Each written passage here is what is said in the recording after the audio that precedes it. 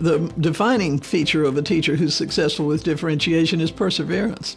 Just plain old bullheadedness. That didn't work right, but I can make it work better tomorrow. But I think beyond that is this sense of purpose with teaching, which I think drove most of us to teaching in the first place. I can make a difference here. I can make life better for kids. And that sense that this is a trust, and that we really can't let down the kids who have the grace to trust us every day. 4, 5, 6. Good job. So, Rosala said we should draw 6 boxes. Do you think that's correct? Yes. Yes? 6? Okay, so go ahead and draw 6 boxes with 4. Differentiation happens in the context of classroom communities where children feel safe and supported. So much of a classroom running successfully is about building a community, building a safe space, making it a respectful space. Students need to know that the space they're learning in is a place where their teacher loves and cares about them, where they care about one another, and they all together are in this. We call each other a family in here because away from their homes, this is our family. We're a family of learners, and we're here to help each other do a job every day. Awesome. Awesome. So we're gonna start at the 2, because I already have 2 popsicles. And then Mrs. McGann gives me, how many more does she give me, Jack? 3. Awesome.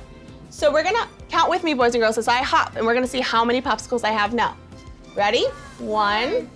Curriculum should have clear goals that result in understanding, and it should engage students with activities that are meaningful, accessible, and designed to reinforce understanding. If you make the material perfect for where they are or a little bit above that they're learning, then I think that they'll stay engaged, and I think that they'll learn from it, and I think that that's the point.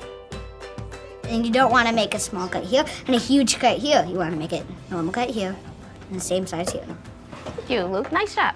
Okay, so how will I know that you get it? How are you going to show me that? What am I looking for? Xavier? So what you actually are just looking for is maybe where you're drawing. Effective teachers use assessment before, during, and after a lesson or unit of study, and then use those assessments to design differentiated learning experiences that meet students where they are. What's magical is when you're looking at those assessments and being able to figure out what's the next steps. And it's my job to kind of push them out of that comfort zone, and let's have you give your brain a workout. And that means you're doing challenging work to continue to grow and learn. When you go over, I want you to pick whatever book seems most interesting to you. You're gonna read it, and then make your character connection. This is a little example if you need help. I connect with character name because, and you tell me why. When you're done with your journal. Instruction should be tailored to respond to each student's readiness, interests, and preferred way of learning. But once the children know what's expected of them, when they're reading and working at the content level that is appropriate for them without frustrating them, they're really joyful. The yellow group. You're going to quietly walk over to Mrs. Walsh's station. Classroom management is that invisible quality that provides a context for differentiated instruction. Management is how a busy, noisy room like this one stays flexible and engaging.